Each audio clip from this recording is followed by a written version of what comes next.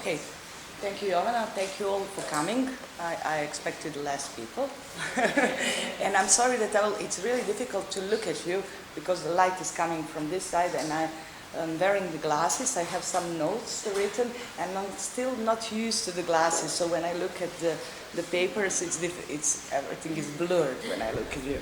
So I'm still not used to that. As Jovana said, you saw in the program that we will have this whole module about deliberative practices, various models of deliberative forums, citizen assemblies, etc.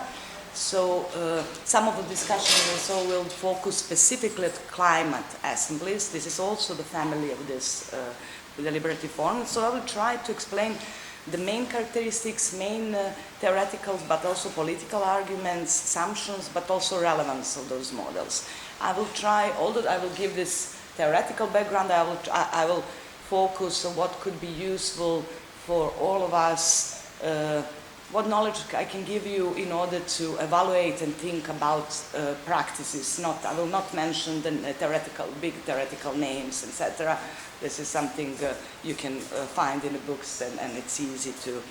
So before all, I want just briefly to define what are deliberative mini-publics. This is the common name for all these kind of practices. This is how we call it in the, how researchers call all these citizen assemblies, citizen juries, also participatory budgeting, etc. So this is the term that refers, deliberative mini-public is the term that refers to all these deliberative practices. Those are the citizen forums, this is how we define it, citizen forums that can be more or less institutionalized. So we can talk about experiments where, for example, academic institutions want to see what are the effects of deliberative mini-public, so deliberation, but they can also be institutionalized at the level of local or national or EU level also. There were experiments at the EU level and probably they will be adopted. So they can also formulate binding decisions. So we're talking about, we come back to this topic of institutionalization during the discussions.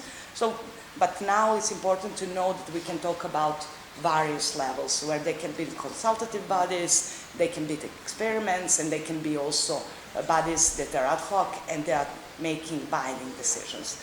They are highly structured. What is the relevant in deliberative mini-public is this procedure, I will just explain. And they are based then on this clear procedure that allows to the sample of the citizens that are interested in some public issue to participate in informed discussions with fellow citizens, politicians, and experts on that topics in order to formulate proposals or decisions. Ideally, deliberative democracy actually says that we must make decisions through consensus, but like this consensus could be interpreted in various ways. So it can be consensus, reaching the consensus that we need in longer time than to people to find this way, or they can just exchange opinions and come to the understanding of other positions and then decide maybe differently than some minority, but still to give the arguments to the others why this decision is made. So there is a procedure that should, before all, guarantee inclusiveness. When we talk about inclusiveness, yesterday, I don't know who followed Damir's presentation, he was insisting on representative sample of the people. But it's not, deliberative theory says that we must include in discussion about public issues, we must actually include all the perspectives, all the views, political opinion, political preferences that are formed on some public issues. So we must have this diversity that exists in the society. There are various ways to reach this inclusiveness. So one of that can be choosing representative sample. This representative sample guarantees that we will have social demographical representation of the people within arena.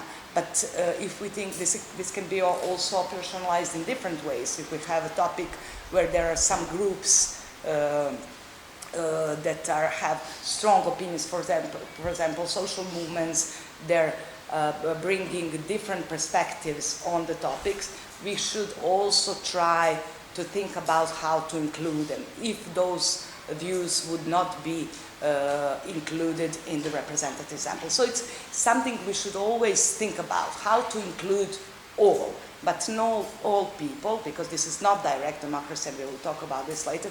It's not all social demographic characteristics, although the social demographic characteristics bring some different views on the topics, because if you think about mothers with children or older people have different views, but still we cannot think about inclusiveness as something we can reach easily through some kind of sample. Still, we need to take care about this element, how to include all perspective. Then the next step, what we do in deliberative mini public is to provide people who discuss with briefing materials, or they can be also done during the plenary sessions, with all the information that exists on the topic. We start, actually, deliberative democracy starts from the assumption that there is no neutral opinion on some public issue. So they are not we don't have an expert which is completely neutral and can bring all the information. We all have our normative positions. We all bring something. This is not just facts into the discussion. So these briefing materials, for example, must also take care of this inclusion of all arguments, all information, because we can all look at the issue from different sides. Then we have a discussion in small groups between citizens that then, with all these different perspectives, should discuss and listen to each other. And this is this phase of deliberation, the core phase of the deliberation, where people exchange opinions, change view, and get familiar with other perspectives, which we, as you know, usually don't have in public sphere, especially in the last 10 years, where we have polarized public opinion in, I think, every country. I don't know where we didn't get to that point that public opinion is polarized.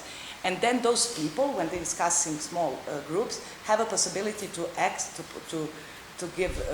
have more information and more experts' opinion and more opinion for politicians, policymakers, because they go to the plenary sessions after the discussions. When they get informed about different perspectives, they go to the plenary session where they can make questions to experts and politicians. So once they get to the knowledge and try to formulate, the goal is always to formulate political proposals. So we get informed about different issues, we get informed about different perspectives, factual information, and then have a possibility to ask politicians and experts if, for example, the policy we are formulating is feasible in terms of compatibility with other policies, resources we have at disposal, etc. And then they back to the small groups and finally formulate policy proposals. So we usually, as I said, have representative sample of the citizens. This is why we always talk about this representative sample, because this is the highest, highest implementation of this ideal of inclusiveness. We didn't, the science didn't find the better way to have representation of all interests. It's not ideal, as I said, because we can always, in this way, we can exclude some minority groups because samples are small. But this is still something which is for now the best possible solution we find, how to include it. So they gather for 2 days, they receive briefing materials before they came onto that place, then they discuss in small groups, have a possibility to make questions to politicians and experts, and then they formulate policy proposals. I said they can be more or less institutionalized, so we have different experience in different countries. Today, the second part of this model will present some experiences. So the destiny of those political proposals actually depends on the level of institutionalizations, or as to say, of political will of the institutions. In some countries, for example, in Tosca region, which is my favorite example, they have low political participation, and in the last 10 years, they have this possibility to organize deliberative mini-publics, and then public authorities must adopt decisions which are related to the local level. So they have binding. So this is now an institution.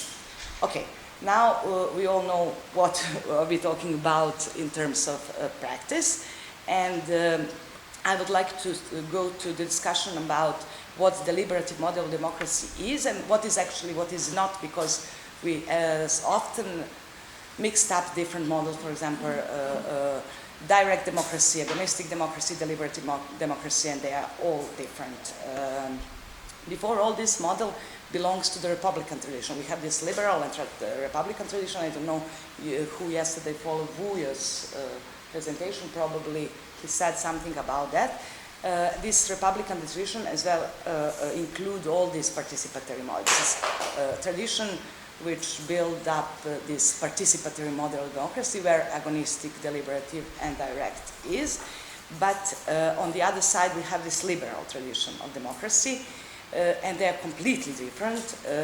Before all, in the way they perceive citizens and citizen participation. Liberal democracy basically says that give passive status to the citizens. Citizens are going to vote, they choose political representatives, they have, what is the main thing here is that liberal tradition takes citizens as subjects that already have formed preferences. They think that political preferences, political opinions are exogenous, and they enter in the political sphere, people enter the political sphere with fixed preferences that cannot be changed. So they just have to aggregate.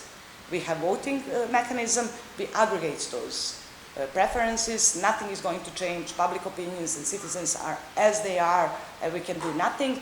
And what we know about them from the public opinion research and different kind of research is that now citizens are not well informed, majority of citizens are not well informed, they are not politically competent, this is what research said to us, they are not willing to participate, they are less and less go to vote, so there is a lack of trust in political institutions. They are not motivated to go to vote, except for those that are active in some social movements, etc. So we have this major part of the population everywhere who doesn't want to vote and doesn't want to be informed.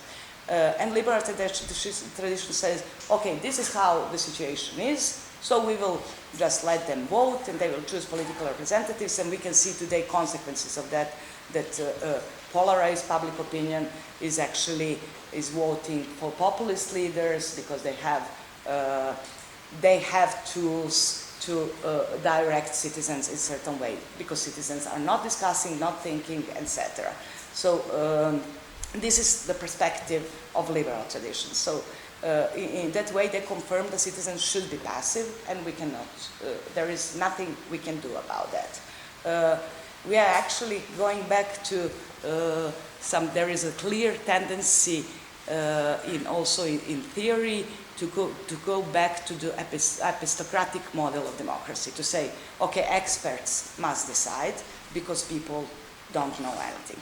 On the other hand, where deliberative democracy belongs to this Republican tradition, as I said, also direct and agonistic democracy, and this idea of Republican tradition that citizens must be active, that we must participate in order to be democratic citizens.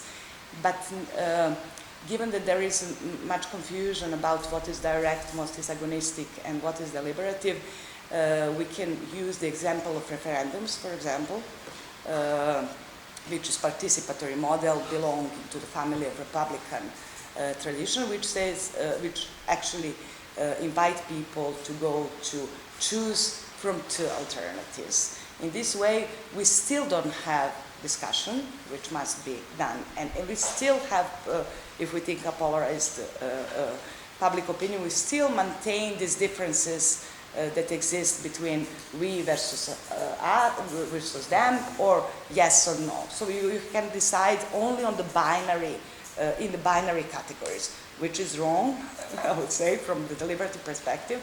So it's mechanism that actually repeats the mechanism from liberal tradition, because even though you include all the citizens, they are not representatives, they are not this switch from citizens to political decision makers, but we still have citizens that just can decide on the options that are offered to them by the political elite. So they go to choose yes or no, but there are no alternatives. They cannot formulate a decision, they cannot discuss with each other, they cannot build this democratic political culture.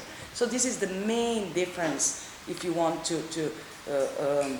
if you think in terms of deliberative and direct democracy. Direct democracy means all citizens participate, but they still are not able to, they are not provided with the spaces of deliberation and formulation of citizens. So we can, actually referendum is very much used from the populist leaders, populist decision makers. So it's because it maintains this aggregation of preferences model. On the other hand, agonistic model is something this is in practice is usually connected to the social movements where you have agonistic subjects that promote conflicts, etc. But on the other hand, this is within discussion of these agonistic subjects, we still don't have a plurality of opinions. This is the key critique from the side of the deliberative model. Within the social movements, people are usually like-minded. We don't have majority of population participating in the social movements. They must exist. This is a view. We can, if we go to the higher level, if you think of the higher level of public sphere, social movements are very important because they will provide another point of view than the dominant point of view of political elite and the majority of population that choose political elite. So we must have them because on the higher level there is some kind of deliberation, or at least some other voices can be heard, and we aim at plurality. But on the other hand, these are also people, social movements usually maintain one ideology and does not include majority of population which thinks in different ways. So we don't have this possibility to understand each other which we have in the deliberative model of democracy. So going back to deliberative so we say, coming from the Republican tradition, citizens must have this active status. And we said many problems that are exposed by the scholars of democracy is this problem of democracies that we have a limited, low level of participations, and we don't have spaces of learning. The deliberative model, if you think in terms of deliberative mini-publics or other institutions that provide spaces for deliberation, actually allow the community to be together and to learn from each other. And so we consider this institution as a schools of democracy. Of course, process of learning about each other's and about different views is something that will we must think about it as a something which will have long-term effects. It's not going to happen immediately, but what political change is happening immediately. The key assumption here is this transformative power, this possibility, this hypothesis of transformation that actually we will allow people to change. We will allow people to think about each other, to think about differences, and to change their own preferences. This hypothesis of transformation, we know a lot about it. Actually, before this second phase in development of deliberative approach, we have this first phase of theory, completely theoretical. Then we have this deliberative mini-publics where we started to experiment with deliberation and then to find some confirmation that this actually works in practice. But we learned from different studies what is happening, what can happen when people are sitting together and discussing with different points of view. So we have social psychology studies that actually, this is intergroup communication, which show us that experimental studies that show us that when people people with different views that are conflicting to each other are found in the same space and discuss for 2 days, actually change their opinions. Maybe they will not change political preference. Maybe if I choose to have the basic example could be I would always, if they ask me if I want to park in front of my building, then park or parking, I will always choose park. But then, because this is my ideology, this is my these are my values. But on the other hand, if I sit and discuss with the people from that street, and then I understand that some people in that building need parking because they're older people, they have problems in moving, etc. Maybe in the end I will decide to have a parking, because this is much more relevant. But still I will remain on the values of choosing park instead of parking in all other situations.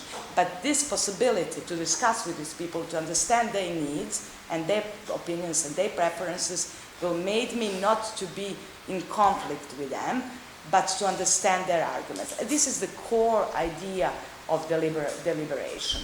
We can understand each other if we discuss. We can understand, and what actually research confirmed is that during the deliberation phase, empirical research confirms, during this deliberation, we learn new information. So the citizens, so we are responding to this critique of ill-informed citizens, because if you give them possibility to discuss and give them briefing materials to represent all the issues, people will learn. People will learn factual information about the topic. Then they will learn that other people also have legitimate opinions. Maybe we will not agree. As I said, I will always have parks and never parking. But I will learn that those people really need that. So I will not enter in conflict with them. I will try to understand them. And this is something, once we learn, we can, and this is what social psychology studies confirms, we will always think about, is there any other perspective that I didn't took in consideration? And the third kind of knowledge that people learn in deliberative many publics is that maybe my own opinions and my own political preferences were based on the ignorance. Because ignorance is not only not knowing factual information about something, but also not knowing what other people think. If we make a decision in closed environments only with like-minded people, we cannot make decisions that are good for all. And this is the basic thing that distinguishes, for example, deliberative model of democracy from participatory democracy. And we learn also from communication studies. They are talking about communication studies, for example, talking about cross-cutting exposure. This is a term they use because every tradition of the study uses different terms. And this is the same thing. Communication studies says that we like to spend time with like-minded people. Of course, nobody wants to spend free time and get to politically informed with people who are thinking completely different. I don't want to sit with the people who have nationalist values, etc. So I will stay in my own comfort zone, as to say, and develop this line of thinking, value thinking, ideals with my group of friends or like-minded people. And deliberative democracy say we cannot do that because the consequences are actually those that we are witnessing today. Polarization, people are not talking to each other, and we are going always in extremes. And then we have this, this is very reduced explanation, but we will have then populist leaders who use that and go in that direction even further, and this is what we have today. We must go back and talk to each other and expose ourselves to different opinions and people who are not like-minded.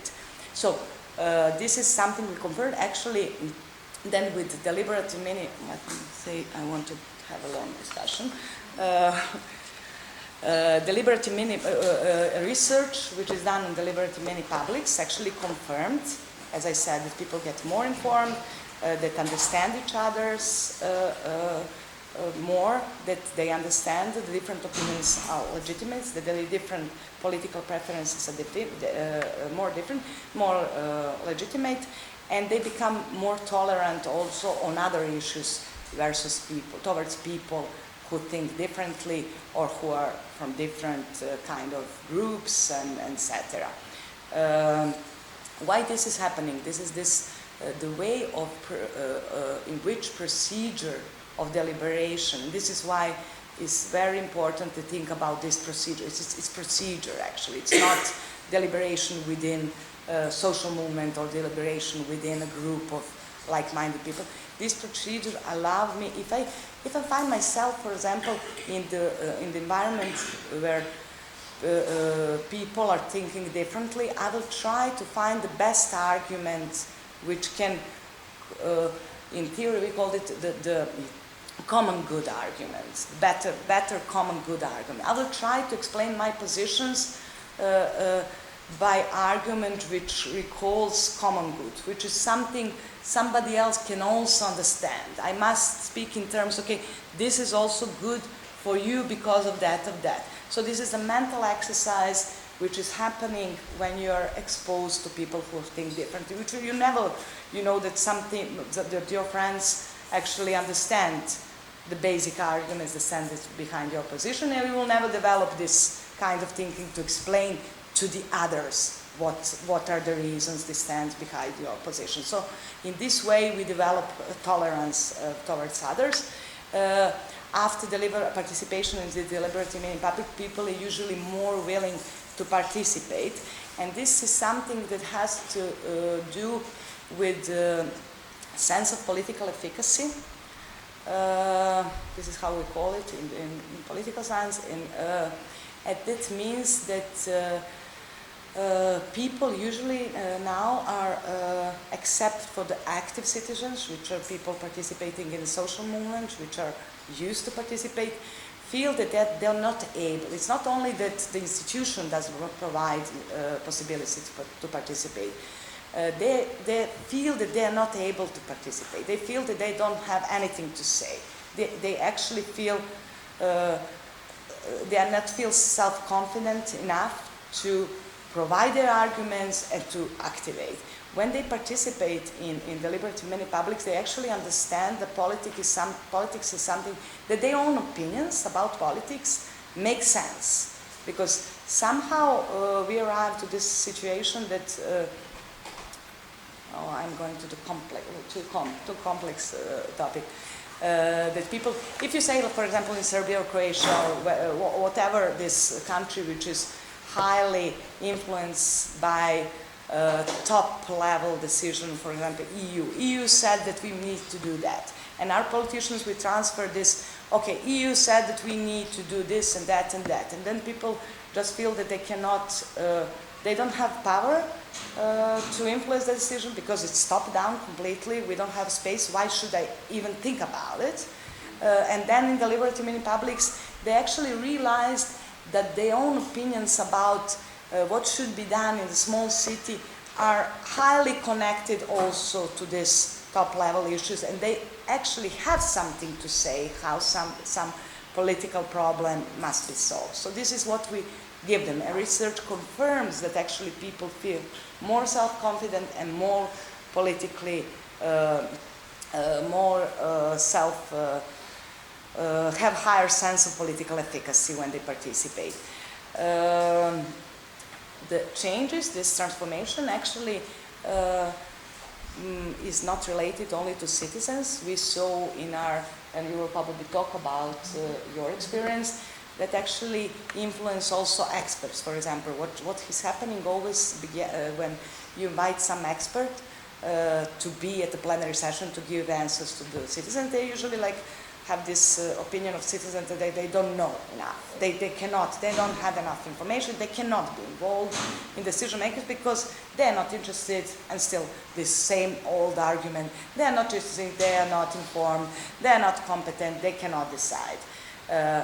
And then what is happening that experts, majority of them, are also learning that citizens, in the end of those experiences, you usually have experts who are highly motivated to participate. It is very nice to see this transformation of people who listen to the citizen and then they realize that they really have something to say, that they know their places, that they can bring in some new knowledge, which is knowledge of living in some places or knowledge of a specific category which they didn't took in consideration. And this is what is happening.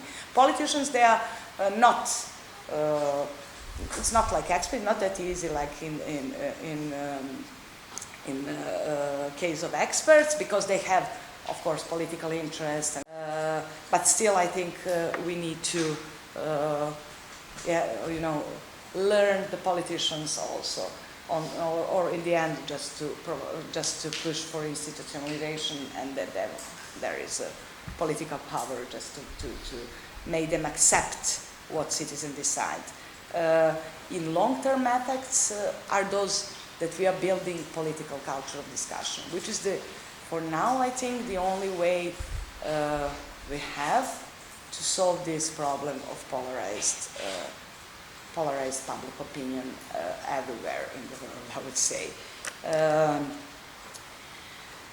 What is the other very relevant effect of this deliberative mini-public, which I always like to underline, is that if we think of term of institution, deliberative mini-public as institutions, that decide, and this is why we are promote the most common, most often the promotion of deliberative mini-publics is in the area of climate change, because climate change policies are very expensive.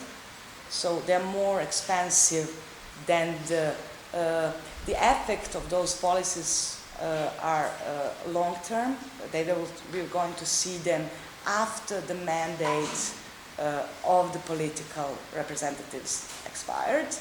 So no political representative wants to take decisions that will be expensive and they will not see effects. They want some effects during the period that they are governing. And if they provide arguments, but we will see this later, this is very difficult to handle in the system of representative democracy which exists right now. So if we, for example, implement deliberative mini-public and institutionalize them in the area of climate change, this means that we will have the bodies that will decide for the expensive politics, and they will not be afraid, because they are usually ad hoc bodies, always changing we said that this is a representative example, so we're inviting them, and they will never again participate. So they are not afraid to make decisions that will be expensive and will bring long-term effect for the community. I don't know if should I speak about challenges or open the floor, but then... I think we have time for challenges, and then we can definitely open the floor. Okay, there are many challenges. Probably you already think about those challenges too. For example, in this, they are expensive, but then on the other, because as you see, we have this highly structured process. You must invite politicians, you must invite experts, you must provide spaces for 2 days, ideally, or more, for people to be in the same place, to discuss, to get familiar with each other. So you must provide all the, like here, somebody must pay, somebody must organize hotels and spaces for discussions, and etc. On the other hand, this is the common argument people who are against deliberative mini-public as institutions use. On the other hand, if we think about other institutions which are used for choosing political decision or making political decision, elections are also costs. So from my perspective, I don't see what is the problem. If we can have elections, why we cannot have deliberative mini-publics as institutions too. Then on the other hand, of course, there is political elite, as they are now, they don't want to give up on the political power. And you can see, I have this long experience in Tuscany region. I followed they have institutionalized through this law, deliberative mini-public. And when I follow them, you can see, as I said, that political elite also change through time. Maybe they can have different things. Maybe they can have interest, for example, we will have a legitimate political decision because we invited the justification of their own political decisions. And they always want to control the process, of course. They always, you can manipulate with the process, like as every process. You can invite, you can choose selectively experts who are supporting one side of the issue. But the procedure allowed to the other people to come and to other people who participate to invite other experts. So it's open procedure. You cannot close them. Then if you have a representative sample of the people, you cannot invite only like-minded thinking people. So the arguments, the characteristic of the forum is the procedure of the power always allowed to different voices to be heard. Of course, political elites will try to manipulate, but if you have a representative sample of the people, you cannot have just homogeneous environment. Then the other things which happen usually in this, what happened to us in Belgrade, where, for example, when we first experimented with the Deliberative mini-public, the political representatives didn't want to come at all. And those who came, they were just repeating like what they are saying during the pre-election campaign. Like people were making questions, they were ignoring those questions, and they're just saying the same thing. Then we have a situation when the people get back to the small groups, they were at the beginning not motivated to continue because they realized what they already knew, that politicians are not responsive, but then somehow group, the fact that they're not isolated alone and say, okay, I will not go to vote and I will not, the group dynamic did that, and people start to participate again and provide, build up on this discussion, what should be done. Then they provide different political proposals, for example, what should be done in the case when politicians doesn't want to participate, etc. So there are many actually challenges that can come, that we can think about coming from the political life we live in and political system we live in, that can be transferred to this case to deliberative mini-publics. But I really like to open the